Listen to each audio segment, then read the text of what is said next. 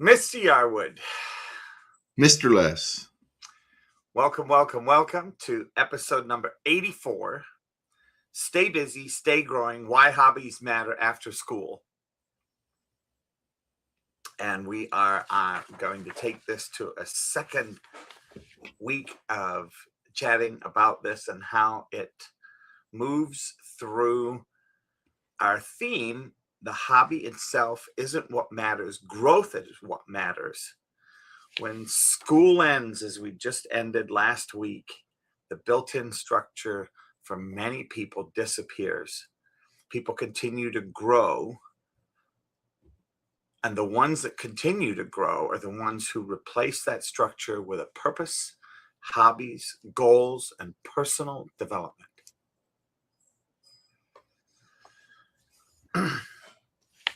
So how do you see and what do you see after sitting with this for a week and we chose to continue this week? What do you see? How do you want to get started this week with the discussion? Now I've seen in just with the students in class, there's already restlessness, right? The kids, I don't know if parents just don't have anything for them to do yet, or their activities haven't started, whatever the case may be, but you can definitely see there's a uneasy. They're not having anything to do, so they don't have it. They got a ton of energy. They're a little bit more talkative. They're a little bit more restless. They're moving around a lot, and I think as just for the kids, and what I see with the kids is that it's I don't know. It's like I don't know how to say it. They're not focused on things like they are during the school year, right? Because during the school year, all day they're in school and they get a little bit of energy out of them, and they come to taekwondo and they're maybe not quite as fired up. But now they got nothing going on all day. Maybe they're just playing outside, or maybe not even doing that, and their energy levels are off the charts, right? Their focus is not where it normally is. Their discipline is starting to wane a little bit. You can definitely tell the difference. And I think it not only affects kids, but it affects adults too. Parents are getting, maybe their routine changes now because their kids aren't in school. Maybe they got to get them to daycare, or they got to take care of them at home, or whatever it is. So people's schedules kind of get messed up. And I think it kind of can turn their day into something a little bit more chaotic than they're used to. And if they don't find that new rhythm, I think they start to struggle with things, and it kind of can spread to the kids as well. So it's definitely noticeable with our students. I can see it. I mean, it's just we're a week out of school, and it's already showing up. It's already an epidemic. So I noticed something today, and I was like, I wonder why I'm paying attention to this. And now I know, is that there are kids that are sleeping till 11 or noon. And, we now open the ice cream shops at 1 o'clock. And so at 12:45, they're showing up to work. And when they're showing up to work and they're tired, I'm looking like, what? Why are you tired? Well, and long story short, because I won't bore you with all the details, but they say a couple of them were like, well, I just woke up. That's crazy. The day's already half over. And I'm like, okay, so it gets light at 5:30. That's crazy. And not that I get up at 5:30.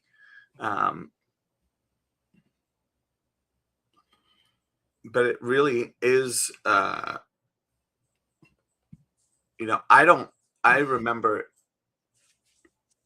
when I was in school, I was not allowed to sleep that late. when getting up time was still getting up time. I couldn't sleep that late. I woke up. I mean, in the summertime, I was up, had breakfast, and I was out the door. We were outside playing all the time, doing stuff, right? Sleeping was like, why would you want to sleep when you can play?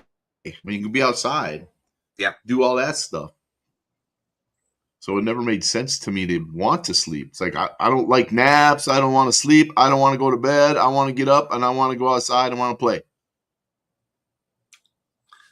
I don't see Yep. that now. I mean, I've even told the kids, I said, here's the deal. You guys need to get outside and play. You got so much time to do nothing. Go outside and enjoy being a kid. Said, I don't want you guys sitting around on your phones, on your laptops, on your iPads, none of that stuff. You guys need to be outside doing stuff. Period. So I asked somebody, this was, I don't know, probably a year ago, and it may have been longer, I don't know. But I asked somebody, I said, so why do you think it is that people don't play outside like they used to? Or, congregate down in a field,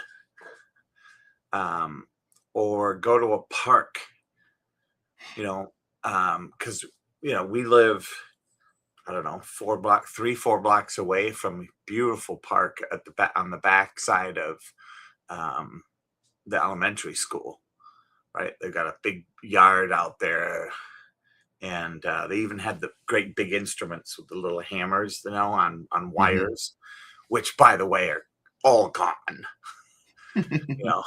and they replaced them a couple of times, because I would walk the dogs by there, so I could tell, right? They one night they weren't there, and then the next day they were there, and then about a week and a half later they were gone. But I don't see kids doing that anymore.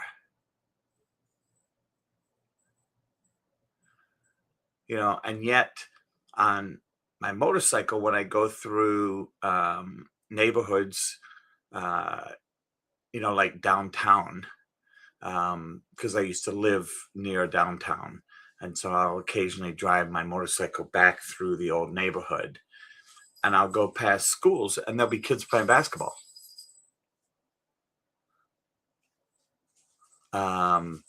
We've got a skateboard park over, I don't know if you've seen it.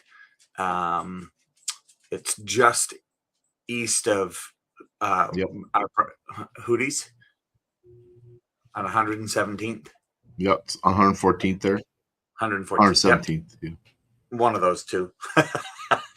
And Yeah. and I see kids on that out there, but I don't see that. But that's it. And I know there's way more kids than the 2 or 3 or 4 that I see hanging out there. Yep.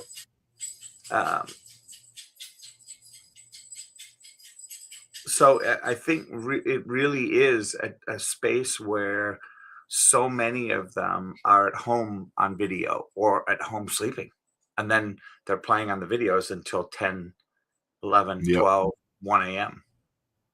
Yep.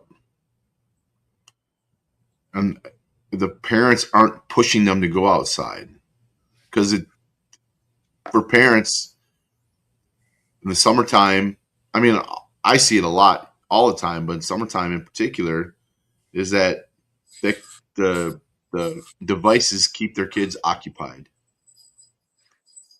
It's like, well, that's not necessarily a good thing. You need to get them doing things that are physical activities outside, right? If you just say, there's getting squirrely, you hand them a phone, say, here, play on this. That enhances the problem, right? Because then when you take it away, guess what's going to happen? They're going to go crazy, right? They don't know what to do. And it's just like, growing up, we never had that stuff. Outside, that was it. That's where we were. We lived out there. My mom never knew where I was. We just went out and played. We get, come in for lunch or something and go back out. Come home when the lights came on.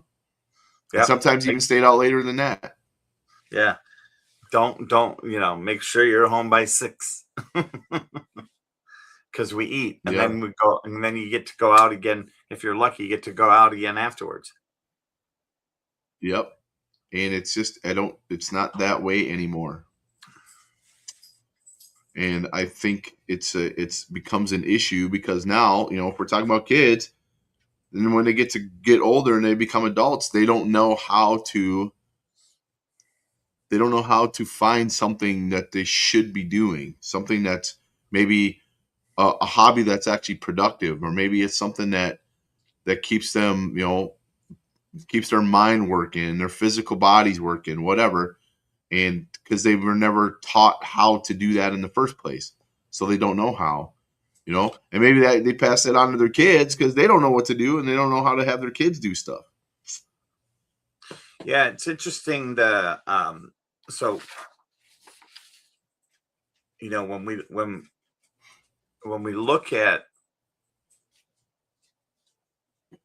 relying on the parents when they hand you an iPad, now we're relying on social media to attack the brain, right?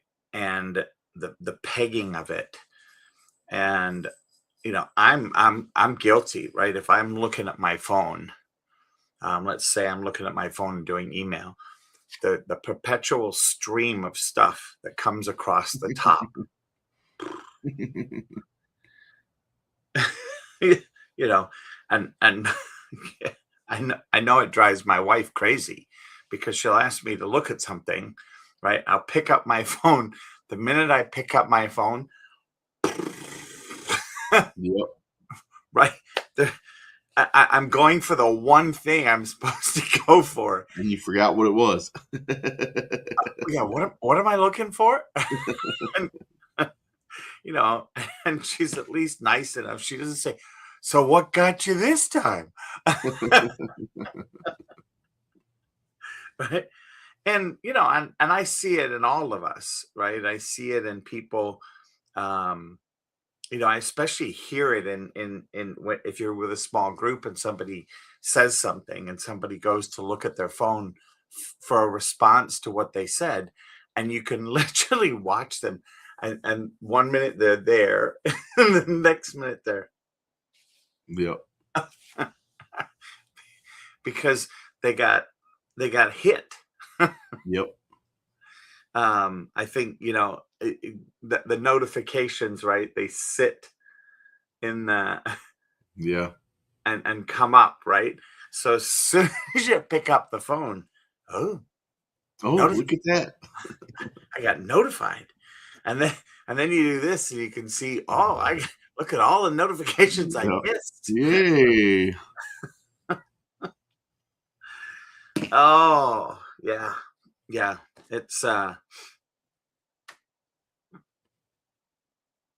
Yeah, it's a problem, and I think that it's important to find something productive for your kids to do and for you to do when you don't have anything going on, right? It's okay to rest or do whatever, but if you always are constantly, I'm going to sit down on the couch and have Netflix on and have my phone right here, and I'm doing two things at once, but both of them are absolutely worthless to me, and I'm not getting anything done. Plus, I'm sitting on my butt, not being active, right? And then maybe I go get some food and sit down and do some more nothing. I mean, it turns into this issue, right? And then when you start thinking about maybe I'll go to the gym. I don't feel like it. I'm tired because I've been sitting around for too damn long. It just turns into this perpetual problem, right? And the further down this rabbit hole you get, the harder it is to get out of it, right? And then your kids see you doing it too, and you can't tell them, no, you can't do that, but then you go do it because you set the standards for them, and they're just listening to you. They're watching you, and it becomes this problem across the board for everybody. And then it can create conflicts too. So it's just bad all the way around. So what is your thought about? Okay, so I'll be the first to tell you I'm guilty of not enough sleep. Okay, what do you think about the opposite? When you get too much sleep, you get tired. Have you heard that? Yeah, and I mean, it's this. It has the same. I think it has the same effects because your body needs specific like you think about what your sleep is broken up into, right? Sleep is REM sleep, it has deep sleep, it has light sleep. All those are important, right? And if you're not getting enough of all those, it creates a problem. But also, I think the longer you sleep, the your body has it turns into a negative effect. It's like if you get too much of anything, right? You can have too much water and it can make you sick, right? So too much of a good thing also creates a problem.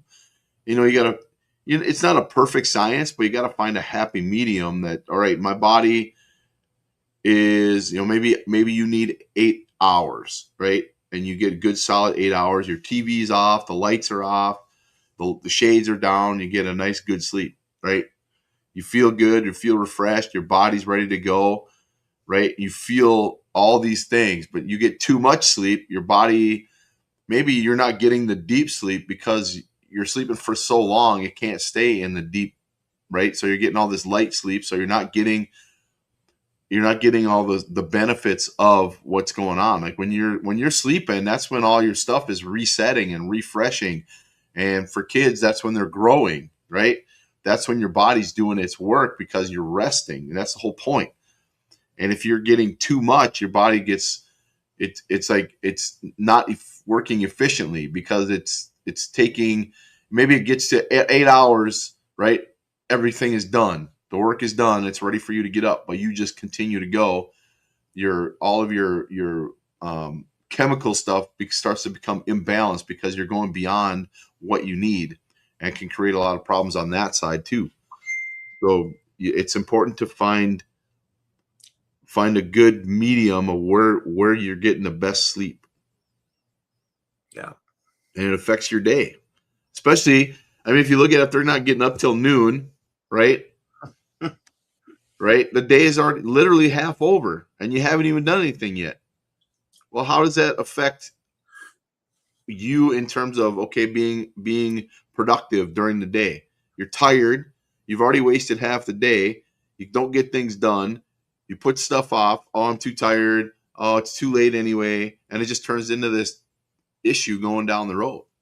You're teaching your body things that it doesn't need, right? That's the whole point. So you're like, it just creates as many problems as not enough sleep, just in a different way. And I think part of, so now I'm going to step on a little bit of a landmine, and that is the food that we consume, Yep. right? When you consume sugar,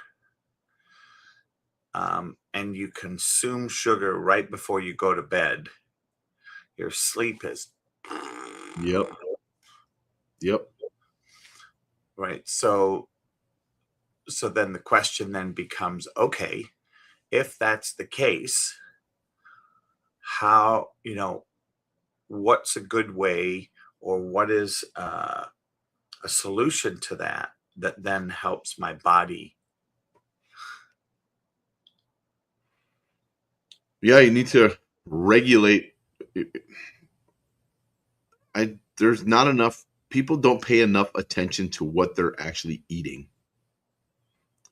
There's literally carbs and sugar in everything. They add up, right? And if you're eating late at night, your body is your body is working on things that it shouldn't be working on at night. Its job is to recover and rest, right? And if you got stimulants in your gut, right, it's not allowing your brain and your body to rest because it's trying to kill off all that sugar. It's got like caffeine. It's just like you're going like this, so your body's trying to control all that. Well, it can't do its job of recovering in sleep mode when it's fighting energy, right? So what does it do? What does it turn that energy into? Fat, right? Oh, So yeah, yeah. instead of metabolizing at night like it's supposed to do in the digestive system, it's like, all right, all this stuff is all extra. I need to do other things. I'm gonna just store it for a while. And that while turns into a lot, and then more, and then more, and then more, right? So it's not working. Your body's not working properly, right? You during the day, you're burning energy, you're using all your calories that you've eaten throughout the day, and then you stop eating at a certain time, and then your body finishes up the digestive part, and then it rests. But if you've got stuff in your belly at 11 o'clock at night and half of it's sugar, guess what? Yep. That's how the body works. I don't care who you are. That's how the body works. And I think, and I hear these people say, well, my brain needs sugar. Yeah, but not in the in the dosages that Yep. it comes from certain foods Yep. at certain times of the day. Yep. And then the type of sugar too is important. Yep. Right? If you're eating this Lowe's crap, all the additive crap into your diet, corn syrup and all this other crap, your body can't use that. Right? It takes out the minimal stuff that's in it, and the rest of it gets what? Stored as fat or other chemicals that aren't good for you. Right? Yep. So watching the type of food you're eating is just as important as how much you're eating. Right? So it honestly doesn't take much to pay attention to what you're eating. It takes a little bit of attention, a little bit of focus. Okay, what are you eating right now? Is this good for me or not? I'm not to say, everybody's a perfect eater, right? But paying attention to the food that you're consuming is super important. Yeah.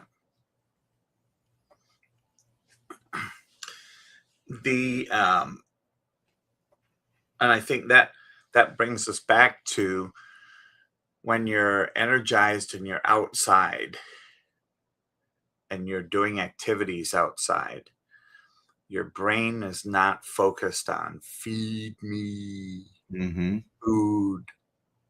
Yep.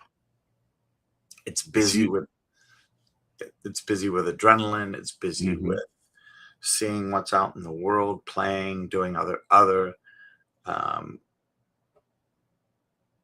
activities. Yep. And I think it's funny because when you're lazy and you sit around, you're more likely to eat than if you're outside doing activities. Mm-hmm. You have to remind yourself to eat. Yeah, think about that. You think, oh man, it's 2:00 already. I haven't eaten lunch. Versus, oh, it's 11 o'clock in the morning. I wonder what's in the fridge. Yeah. What's in the cupboards? Yep. Your body's like, hey, let's go eat. We're bored. Let's go do something. I have a couple friends that are doing intermittent fasting. Which is where they eat for an 8-hour block, and then for 16 hours they don't eat, which allows them to get into fat burning for a short amount of time inside of that window, depending, of course, what they're eating. My business partner's lost 46 pounds in doing just that. He hasn't changed, relatively speaking, he hasn't changed anything he's eaten. He still will eat chips. He'll still eat, bread sandwiches that he makes. But he stops eating at 8 p.m. and he doesn't start eating until noon. And he's noticed a world of difference. Now, is he, and I think when he first started doing it, this was several months ago, he was hangry in the beginning. At 8 or 9 o'clock in the morning when I first see him, I could tell he was hangry. Now, don't even notice. And a lot of times he doesn't sit down to start eating until 3, right? Like he could eat at noon, but he doesn't start because he's busy, right? So he basically eats from 3 to 8. Because at 8 o'clock, he is literally, it's like a sharp knife. He's done. So, and I think, so there's that piece. And then there's the piece like you're saying, if you, I don't know if you've shared yet, but, uh, you've taken a lot of those carbs and those things, like ice cream, right? You were count onable for having uh, um, Pirate's Bounty, a couple nights a week when you stop by and see me. Yep. And can you even remember the last time you've had ice cream?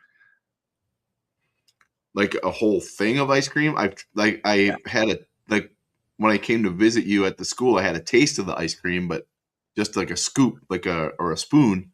Yeah. But that's it. Other than that, nope. Like actually sat down and ate ice cream. Mm-mm. It's been probably since February. Which is when you went on that journey. Yep. You started that journey. Yeah. Yep. So just like hobbies, we've been talking about stay busy, stay growing, and why hobbies matter.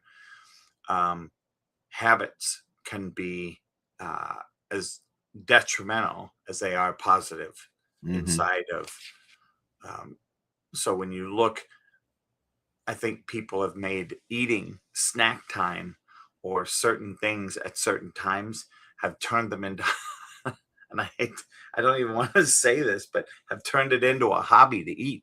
Yep. Yeah. And I'm not saying it's bad to have, to enjoy your food, right? That's great, but there's a limit to the amounts of stuff you're eating and the amount of bad stuff that you're eating, right? Your body can only take so much. And all this stuff that's processed and reprocessed and contains fruit juice or whatever they say, all this stuff is not, your body isn't built for that stuff. And ultimately it takes its toll. And cutting out even just say 50% of the bad stuff, you can find the same types. When I started what I'm doing now, I took the first 2 weeks and just recorded what I ate. I didn't change anything. I just, every time I had what I normally ate, I recorded it, right? And I started to see patterns of when I was eating, what I was eating, and that helped me to determine how I needed to change to eat better. I didn't really change in terms of what I was eating, in that I was eating, so for breakfast I'd eat eggs and sausage. I just took the pork sausage out and found healthy sausage and changed it, right? It was a little bit of a switch because it tasted different, but eventually I got used to it. So I ate the same food, just I ate better food of the same thing, right? Just a bunch of little changes like that along the way. It's all it really was. I didn't just suddenly just cut everything out of my diet, right? I slowly transitioned things that I enjoyed eating and found things that were similar but better for me, right? So I found bread. I love like toast and sandwiches, right? So I found bread that's natural. It's keto bread and it tastes good. Like I don't eat stuff if it doesn't taste good. That's just it. I don't care how healthy it is. If I don't like it, I'm not going to eat it. So I found this bread that tastes really good and is good for me. So I was like, hey, I can eat that. And now that's my normal bread and it tastes normal to me. It just, it took a little bit of work to find the stuff that I could substitute. But now I'm eating, I'm eating, 220 grams of protein a day. I'm eating fewer than 50 carbs of anything a day. And I got my good fats in and I love it. I love the food that I eat. I don't eat chips. I don't eat ice cream. I don't eat pizza. I don't eat any of that stuff, right? But I've gotten to the point where I don't even miss it because I enjoy what I'm eating. And you can eat all the there's people stop at McDonald's every single day, right? Yep. Find a way to replace what you get at McDonald's with something natural, right? At first, it doesn't taste the same, obviously, but you start to enjoy it, and now like you don't need to go to McDonald's every day. Maybe you make your own fries, right, with real potatoes, and you find that or sweet potatoes. yeah, and sweet potatoes are great, right? And you just find a way to substitute what you're already enjoying for something else, and it might take a little extra work at first, but ultimately it's it's going to pay off for you in the long run. And then your body is like, thank you. My body is loving it, right? I'm since I started this, I'm down 14 pounds, right?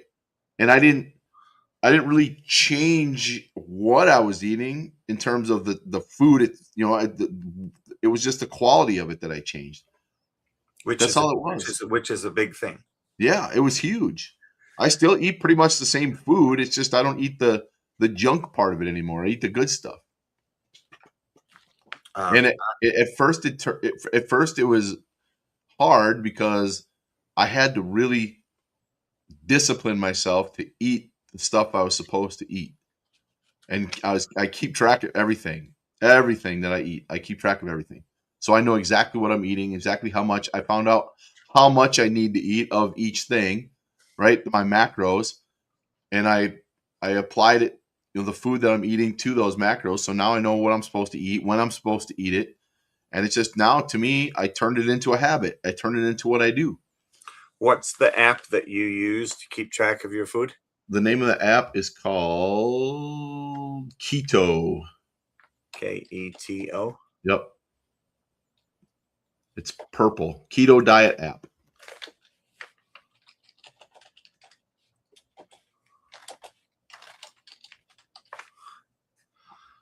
All right, so I just threw that in the comments, so that'll Yep. kick up on most of the pages. Yep. And you can go in there, set your macros, and find out how much you're supposed to eat, how many total calories you're supposed to eat, all that stuff. And when you start doing it, it's actually fun now. It's like, okay, I have 14 grams of protein left. What can I eat? Yeah. And it's a challenge, and it keeps you motivated because you're starting to see the results from it. So once again, that would be creating a hobby called Mhm. tracking your food, Yep. a healthy one, Yep. versus getting bored and eating because you're bored. And if you don't want to do the work, the physical work of figuring out how much you need to eat, go to ChatGPT and say, "Hey, ChatGPT, here's how much I weigh. Here's what I want to do. Here's my whatever," and it'll help you. It'll tell you exactly what you should eat, when you should eat it. It'll do everything for you. You don't have to do anything. It'll even track your food for you too. Besides the keto app, you can just put it in ChatGPT. Say every time you eat something, hey, you don't have to type it. You could just hit the record button. Say, hey, ChatGPT, I just had an 8-ounce ribeye steak and a baked potato. How many macros is that? How many do I have left for the day? You can track everything. Simple. I mean, if you're going to be on your phone anyway, you might as well use it for something.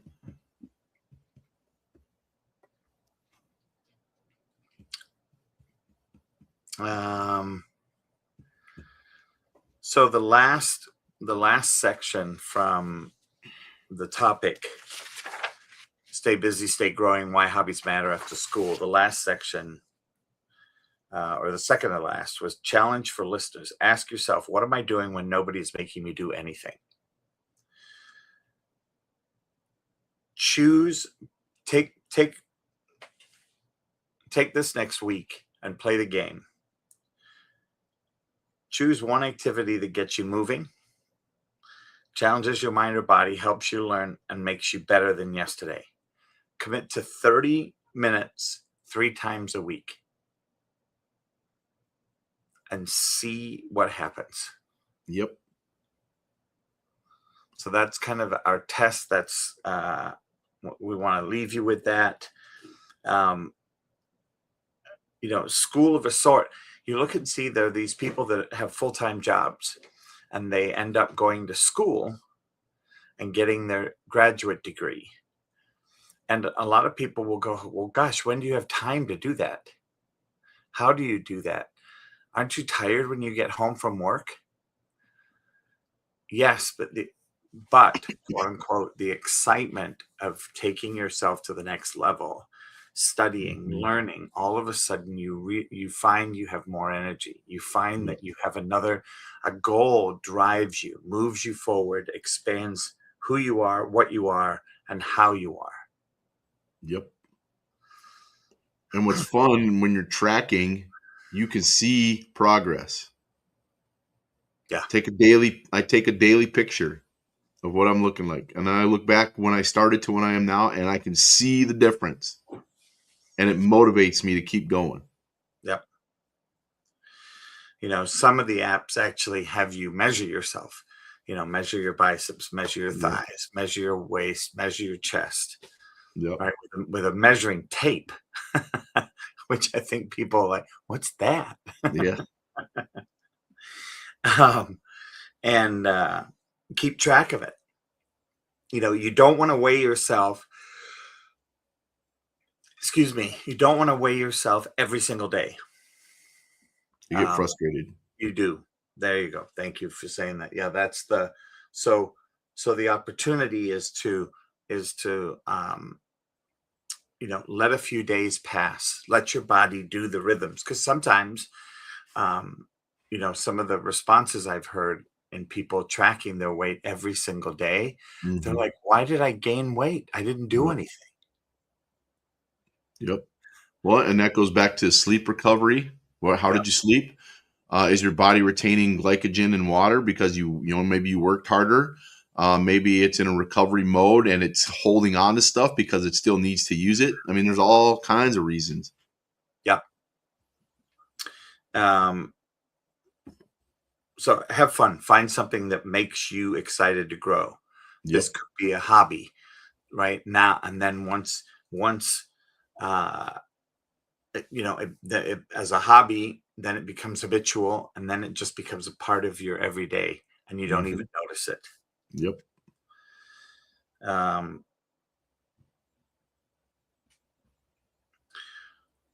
when we look at what it is that drives people um, in martial arts,